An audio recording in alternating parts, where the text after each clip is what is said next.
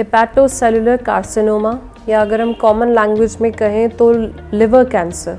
जो होता ही है इन दी सेटिंग ऑफ लिवर सिरोसिस। मतलब अगर बैकग्राउंड में आपके लिवर सिरोसिस की प्रॉब्लम रही है या लिवर की कोई भी दिक्कत रही है जो अनट्रीटेड रही है, आपको प्रॉपर ट्रीटमेंट नहीं मिला है, तो आगे चल के उसके बहुत ज़्यादा चांसेस हो जाते हैं that it can develop into liver cancer, and it is most predominantly seen into males as compare to female. इसका जो इंसिडेंस है वो मोस्टली रिलेटेड है to the geographical factors and to the environmental factors, जिसमें आ जाता है कि the kind of infections we are expose to, the kind of things we are expose to.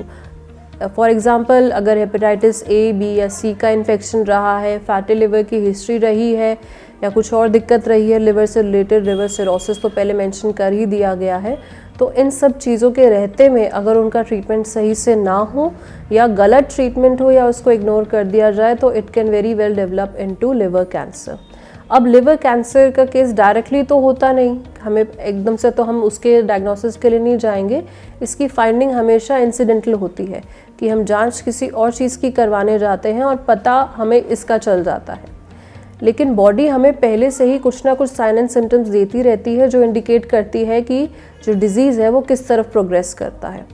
जैसे कि आपका थोड़ा सा खाना खा के पेट भर जाना, खाना डाइजेस्ट करने में दिक्कत रहना, थोड़ा सा खाना खा के पेट भर जाना, खाना खाते हुए भी वेट लॉस होते जाना, लगातार आपके अपर एब्डोमेन में पेन बने रहना, आपको दिक्कत परेशानी हो जाना, और जो केसेस में दिक्कत ज़्यादा बढ़ जाती है जॉन्डिस तक डेवलप हो जाना।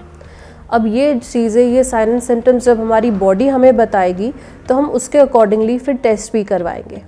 मेनली टेस्ट बाकी सारे तो होते ही हैं, बट मेन जो टेस्ट कवर होते हैं in cases of liver cancer, that is MRI, CT scan and alpha fetoprotein, that is a kind of serum that is found in the cases of liver cancer. Plus उसके साथ साथ बाकी सारे test भी करवाए जाते हैं। इनके बेसिस पे डिसाइड होता है कि डिज़ीज़ किस स्टेज तक पहुंचा है, कितने लेवल तक प्रोग्रेस कर चुका है, और जो कन्वेंशनल सिस्टम ऑफ मेडिसिन में ट्रीटमेंट अवेलेबल है that depends on the stage of the disease. अब